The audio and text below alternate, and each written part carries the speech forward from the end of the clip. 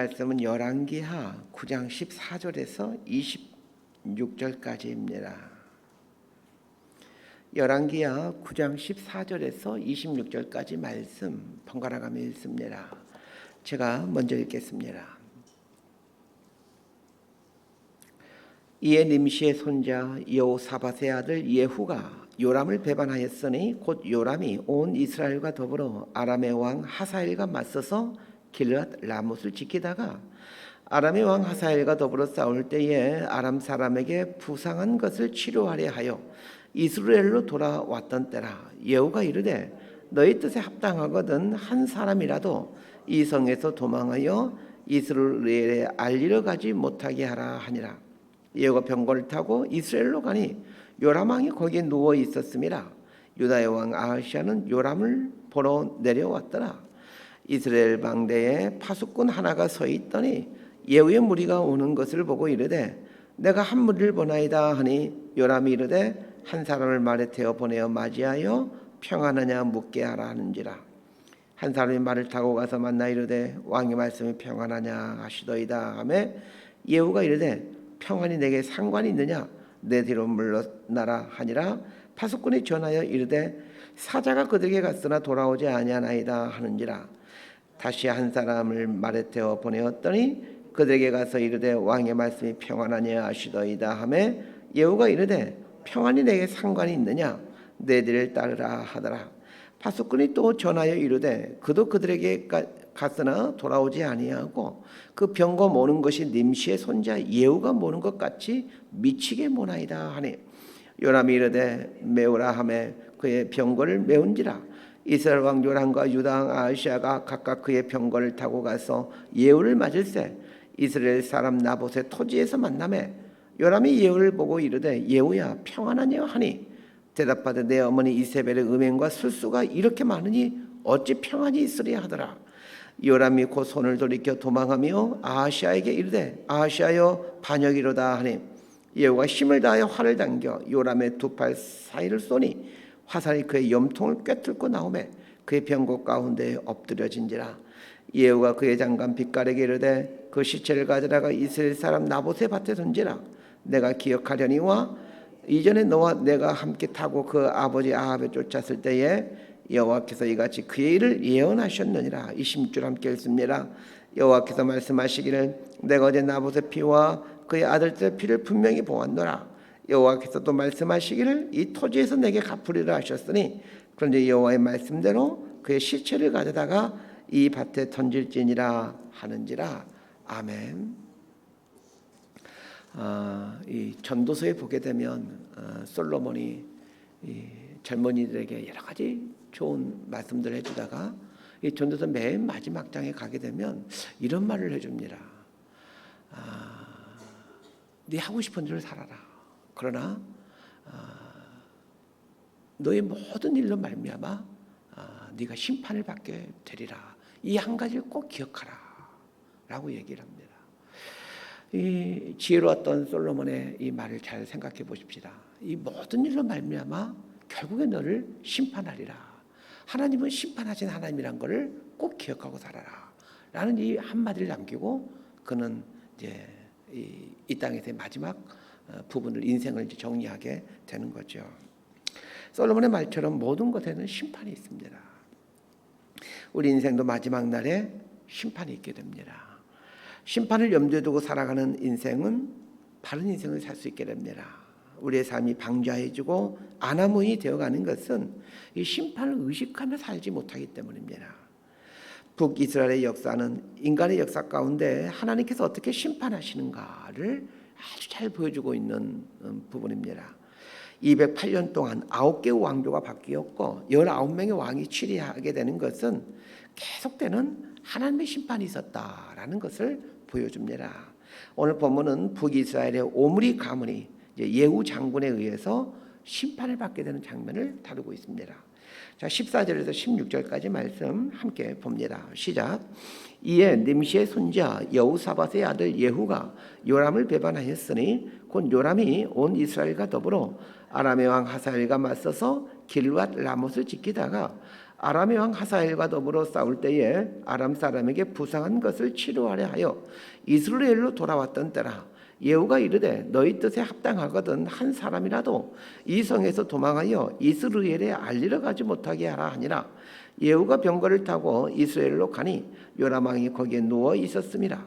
유다의 왕 아하시아는 요람을 보러 내려왔더라.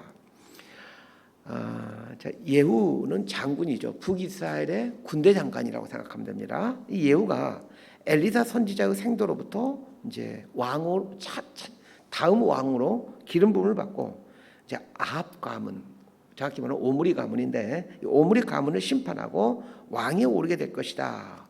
이렇게 예언을 해주게 됩니다.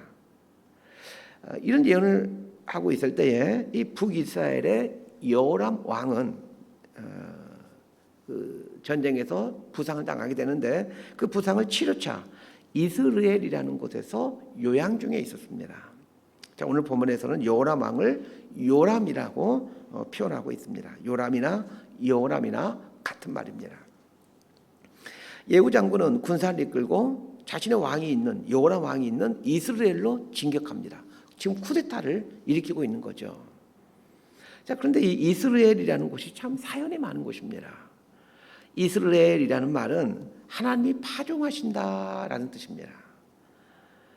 이스라엘 땅은 강수량이 적고 대부분이 산악지대여서 식물이 자라는 곳이 제한적입니다.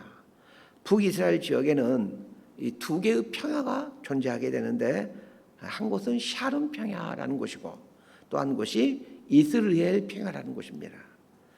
이스라엘의 평야지대는 모두 지중해 연안에 위치해 있습니다. 그런데 유독 이스라엘 평야만 갈멜살 자락에서 시작해서 내륙으로 쑥 들어온 그런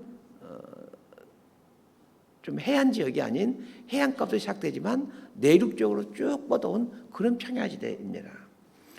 이스라엘 지역을 중심으로 가장자리에 무깃도라는 곳이 있고 이스라엘 북쪽에는 나사렛과 가나, 신약 성경에 자주 등장하는 마을들이죠. 이 나사렛과 가나라는 마을이 있는 곳입니다. 자, 이 지역의 이름이 이스라엘, 하나님이 파종하신다라는 뜻이라고 했는데 하나님이 파종하신다라고 이름을 붙인 것은 이 지역의 식물이 잘 자라는 그런 곡창지대였기 때문입니다. 하나님께서 파종하시기에 이 지역의 식물은 잘 자랄 수밖에 없다고 생각할 만큼 하나님의 복이 풍성해 부어지는 그런 장소였습니다. 그런데 여호람 왕이 이제 아람과의 전쟁 중에 부상을 당하고는 이스라엘로 와서 요양을 하게 됩니다. 수도인 사마리아에서 요양하면서 나라를 다스리고 나라를 다스리는 게 정상적인 일일 텐데 이스라엘로 와서 요양하고 있다라는 말은 지금 그의 정신 상태가 해이해져 있다라는 것을 말해줍니다. 이스라엘은 휴양 도시입니다. 지중해가 아주 가까이에 있고 또 평야지대이기 때문에 각종 먹을 것이 풍성한 곳이 이 이스라엘이라는 곳입니다.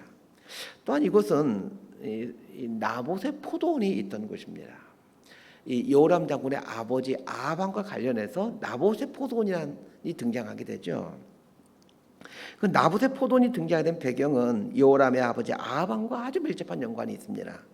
아합 왕이 이곳에 이제 별장을 지을 때 나봇의 포도원을 탐내서 강제적으로 빼앗고는 나봇을 죽여버리죠. 그것이 이스라엘이라는 곳입니다. 이 아름다운 땅 이스라엘, 하나님이 파종하신다라는 말처럼 하나님의 그 복을 받은 이 땅은 아합의 욕심을 드러내는 땅이 되었고 더 나아가 여호람 왕의 해이해진 정신 상태를 말해주는 곳이 되어버립니다. 결국 이스라엘이라는 곳은 이제 피비린내나는 살육의 장소가 되어버리고 말죠. 이 호세아서에 보게 되면 이 이스라엘과 관련해서 아주 재미있는 사건이 등장하게 됩니다. 호세아서 1장 3절과 4절 말씀을 제가 읽어드립니다. 이에 그가 가서 디블라임의 딸 고멜을 맞이하였더니 고멜이 임신하여 아들을 낳음에 여호와께서 호세아에게 이르시되 그의 이름을 이스라엘이라 하라. 조금에 내가 이스라엘의 피를 예후의 집에 갚으며 이스라엘 족속의 나라를 폐할 것입니다. 하나님께서 호세아는 호세아 선지자가 활동하는 시대는 오늘 본문으로부터 한 100년 정도 후에 인물이 호세아 선지자가 활동하던 시대인데, 자, 하나님께서 호세아 선지자에게 고멜을 아내로 맞이하라라고 하시고는 고멜을 통해서 아이를 낳게 하십니다. 호세아서를 보면 알겠지만 호세아가 고멜을 통해 낳은 아이들은 모두 하나님의 심판을 말해줍니다. 아이들의 이름을 통해서 심판을 예견해 주는데, 첫째 아이 이름이 이스르엘입니다. 두 번째 아이의 이름이 로루하마이고 세 번째 아들 이름이 로암미입니다. 로루하마라는 말은 불쌍히 여기지 않겠다라는 뜻이고, 로암미라는 말은 내 백성 아니다 이런 뜻입니다. 자, 그런데 첫 번째 아들의 이름이 이스르엘이었습니다. 이스라엘의 이름 뜻이 뭐라고 말씀드렸습니까? 하나님께서 파종하신다라는 뜻이라고 말씀드렸죠. 아주 좋은 의미입니다. 그런데 말은 좋은 의미지만 이 호세아 당시에 이스라엘 백성들에게 이스라엘이라는 곳은 아주 참혹한 심판의 의미를 갖고 있는 장소였습니다. 오늘 본문에서 이제 아주 참혹한 살육이 이곳에서 행해지기 때문에 이스라엘 백성들에게는 이스라엘이라는 곳은 아주 참혹한 사건이 일어난 곳, 이런 곳으로 인식되어지게 됩니다.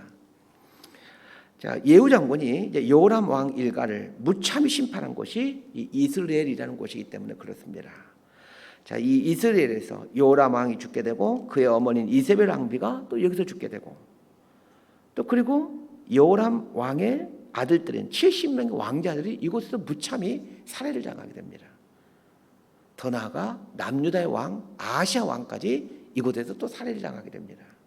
그래서 이 이스라엘 백성들에게 있어서 이스라엘이라는 곳은 심판의 대명사로 인식되었던 곳입니다. 그런데 참 재밌는 일이 이 이스라엘에서 일어나게 되죠. 이스라엘에서 여호람 왕뿐만 아니라 그의 어머니 이세벨 왕비, 그리고 여호람의 아들들인 70명의 왕자들과 그리고 유다의 왕이었던 이제 아하시아 왕까지 여기서 죽임을 당하게 됩니다. 자, 유다의 왕이었던 아하시아가 왜 이스라엘, 북이스라엘 땅 영토인 이스라엘에서 죽임을 받게 된 것은 무슨 이유 때문에 그렇습니까? 요양 중에 있는 요람 왕을 문병와서 예후 장군에게 참변을 당하게 됩니다. 이걸 통해서 알 수 있는 것이 있습니다.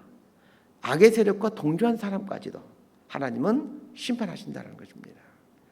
아합 지방과 사돈 관계를 맺고 있던 남유다의 왕가는 결국 이스라엘에서 심판을 받게 된다는 것을 보게 됩니다. 하나님께서 이스라엘에서 아합 가문을 심판했던 것은 나봇의 포도원을 강제적으로 빼앗고 무고한 그를 심판했기 때문입니다. 하나님은 이 아합의 이 악을 결코 지나치지 않았습니다. 다른 사람의 눈에서 눈물 나게 하고 고통스럽게 하는 것에 대해 하나님께서 반드시 심판하십니다. 그러므로 남의 눈에 눈물 나게 하는 일을 하지 마셔야 됩니다. 하나님이 파종하신다라는 복의 대명사였던 이스라엘이 저주와 심판의 대명사로 바뀌는 것을 보면서 우리 그리스도인들은 경각심을 가져야 합니다. 그리스도인은 하나님의 특별한 복과 은총을 받은 사람들입니다. 교회라는 공동체는 하나님의 특별한 은혜와 돌보심을 받는 공동체입니다. 그러나 그리스도인이기 때문에, 교회 공동체이기 때문에 하나님이 죄에 대해서 모른 채 하는 것이 아닙니다. 하나님은 무늬가 그리스도인이라고 무작정 복을 주시는 분이 아닙니다. 무늬가 교회라고 무작정 용서해 주시는 분이 아니십니다. 삶이 그리스도인이 되어갈 때, 또 삶이 교회가 되어갈 때 하나님의 은혜와 복이 부어지게 되는 것이지, 그냥 교회라고, 그냥 그리스도인이라고 무조건 용서하시고 무조건 복을 주시는 분이 아닙니다. 이 복의 상징이었던 이스라엘이 심판과 저주의 상징으로 둔갑했다는 사실을 결코 잊어서는 안 됩니다. 자, 21절에서 24절까지 말씀 함께 읽습니다. 시작. 요람이 이르되 메우라 하매 그의 병거를 메운지라. 이스라엘 왕 요람과 유다 왕 아하시아가 각각 그의 병거를 타고 가서 예후를 맞을새 이스라엘 사람 나봇의 토지에서 만나매 요람이 예후를 보고 이르되 예후야 평안하냐 하니 대답하되 내 어머니 이세벨의 음행과 술수가 이렇게 많으니 어찌 평안이 있으랴 하더라. 요람이 곧 손을 돌이켜 도망하며 아하시아에게 이르되 아하시아여 반역이로다 하니 예후가 힘을 다하여 활을 당겨 요람의 두 팔 사이를 쏘니 화살이 그의 염통을 꿰뚫고 나오매 그가 병거 가운데에 엎드려진지라. 자, 예후 장군이 이제 군대를 이끌고 이스라엘의 요양 중에 있었던 여호람 왕을 이제 죽이러 왔지만 여호람 왕은 여전히 이 쿠데타가 일어났다는 사실을 알지를 못합니다. 그만큼 둔감했습니다. 하나님 앞에 깨어 있을 때 민감하게 하나님의 뜻을 깨닫게 되죠. 파수꾼들이 2명이나 예후에게 갔지만 돌아오지 않는 걸 보면서 심상치 않은 상황이라는 것을 눈치채야만 했는데 여호람 왕은 여전히 깨닫지를 못하고 있었습니다. 그의 정신이 향락에 젖어 있었기 때문입니다. 2명의 파수꾼이 돌아오지 않자 여호람 왕은 직접 예후를 맞이하러 나갑니다. 그 순간까지도 예후가 반역을 했을 것이라고는 전혀 눈치채지 못했습니다. 지도자가 하나님 앞에 깨어있지 못하면 사람들이 떠나가게 된다는 사실을 기억하셔야 됩니다. 여호람 왕은 하나님 앞에 깨어있지 못하였기에 백성들의 마음이 자신에게서 떠나고 있다는 사실을 알지 못했습니다. 자신 앞에서 여전히 아부하고 있는 사람들이 많이 존재하고 있었겠죠. 그 사람들의 말에 취해서 실상을 파악하지 못하고 있었던 것입니다.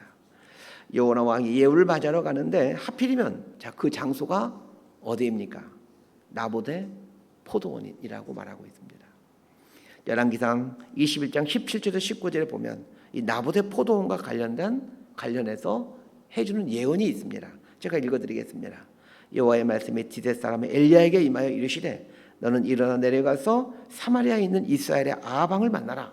그가 나봇의 포도원을 차지하러 그리로 내려갔나니 너는 그에게 말하여 이르기를 여호와의 말씀이 네가 죽이고 또 빼앗았느냐고 하셨다 하고 또 그에게 이르기를 여호와의 말씀이 개들이 나봇의 피를 핥은 곳에서 개들이 너의 피 곧 네 몸의 피도 핥으리라 하였다. 하나님께서 나봇의 포도를 빼앗은 이 아합왕과 이세벨 왕비에게 그들이 빼앗은 나봇의 포도원에서 아합뿐만 아니라 아합의 몸에서 난 자들의 피를 개가 핥게 될 것이다라고 엘리야 선지자를 통해서 예언을 해줍니다. 무슨 말입니까? 아합왕의 자식들이 여기서 죽임을 당해야 된다는 것입니다. 여호람 왕이 하필이면 이스라엘로 요양 온 것이 어디 우연이겠습니까? 여호람 왕이 이스라엘 중에서도 하필이면 나봇의 포도원에서 예후를 만난 것이 우연이겠습니까? 한치 오차도 없으신 하나님의 섭리하심 아닙니까? 하나님의 섭리하심은 한치 오차가 없습니다. 하나님은 실수하지 아니하십니다. 나봇의 억울함을 기억하고 계시고 그곳에서 하나님은 나봇의 억울함과 무죄를 신원해 주시고 또 억울하게 남을 해코지한 아합 일가를 아주 처절하게 심판하심으로 하나님은 당신의 공의와 정의를 드러내십니다. 25절과 26절 말씀 함께 보도록 합니다. 시작. 예후가 그의 장관 빗갈에게 이르되 그 시체를 가져다가 이스라엘 사람 나봇의 밭에 던지라. 내가 기억하려니와 이전에 너와 내가 함께 타고 그의 아버지 아합을 쫓았을 때에 여호와께서 이같이 그의 일을 예언하셨느니라. 여호와께서 말씀하시기를 내가 어제 나봇의 피와 그의 아들들의 피를 분명히 보았노라. 여호와께서 또 말씀하시기를 이 토지에서 내게 갚으리라 하셨으니 그런즉 여호와의 말씀대로 그의 시체를 가져다가 이 밭에 던질지니라 하는지라. 예후가 나봇의 포도원에서 여호람 왕을 죽일 때 하나님께서 그 옛날 엘리야 선지자에게 해줬던 그 예언의 말씀이 떠올랐습니다. 그 순간 예후가 얼마나 소름 끼쳤겠습니까? 그러면서 뭐라고 고백합니까? 여호와께서 말씀하시기를 여호와의 말씀대로 이 말들을 고백하게 됩니다. 그렇습니다. 모든 것이 하나님 말씀대로 됩니다. 나의 삶에서 하나님의 말씀이 이루어져 가는 걸 보게 될 때 우리는 소름이 끼치게 됩니다. 그러면서 하나님의 말씀을 신뢰해가는 삶을 살게 되는 거죠. 하나님은 오늘도 당신의 말씀을 이 땅에 실현시켜 가고 계십니다. 믿음의 눈을 들어서 사건과 상황을 잘 살펴보시길 바랍니다. 그리고 여러분 각자의 삶을 돌아보시길 바랍니다. 모든 것이 하나님의 말씀대로 진행되고 있음을 보게 될 겁니다. 하나님의 말씀에 인생을 던져보십시오. 그렇게 되면 저와 여러분의 작은 삶이 이 하나님의 말씀이 이루어가는 현장이 되어가는 것을 두 눈으로 목도하며 살게 될 겁니다. 말씀 정리합니다. 이스라엘이라는 곳은 하나님의 복을 상징하는 곳이었습니다. 그러나 그곳에서 가진 악행이 일어났기에 그건 심판과 저주의 대명사로 바뀌어져 버리게 됩니다. 우리는 하나님의 자녀라는 이름을 부여받았습니다. 그건 하나님의 자녀라는 이름을 방패 삼아 방자에 행하면 안 됩니다. 하나님의 자녀라고 마음 놓고 죄를 지어서는 안 됩니다. 두 번째 기억할 것은 하나님은 결코 실수하지 않으신다는 것입니다. 하나님은 당신이 하신 말씀대로 이 인류 역사를 이끌어 오고 계셨고 또 이끌어 가십니다. 그러기에 우리가 주변의 환경을 의탁하거나 사람을 의지하는 어리석음에 빠져서는 안 됩니다. 하나님 말씀을 의지하며 사십시다. 그렇게 함으로 우리 자신이 삶이 하나님 말씀이 이루어지는 현장이 되게 하십시다. 이런 복된 삶을 살아가는 저와 여러분의 삶이 되기를 진심으로 소망하고 축복합니다. 기도하겠습니다. 하나님 아버지, 하나님은 실수하지 아니하시는 분이십니다. 때는 우리의 길이 굽어가는 길이고 가슴을 울렁이는 사건의 연속일지라도 하나님은 실수하지 않는 분임을 기억하며 살기를 원합니다. 어두운 밤이 계속되어 가고 날이 밝아오지 않을지라도 하나님은 실수하지 않는 분이라는 걸 알기에 하나님을 신뢰하며 말씀 붙들고 살아가기를 원합니다. 내 생각보다 내 계획보다 늦어질지라도 실망하지 않는 것은 하나님의 한치 실수가 없으신 신실하신 하나님이시기 때문입니다. 하나님 아버지, 우리에게 주신 이 인생 기회가 하나님 말씀이 이루어져가는 살아있는 현장이 되어가도록 우리 삶에 은혜를 내려 주옵소서. 예수님 이름으로 기도드리옵나이다.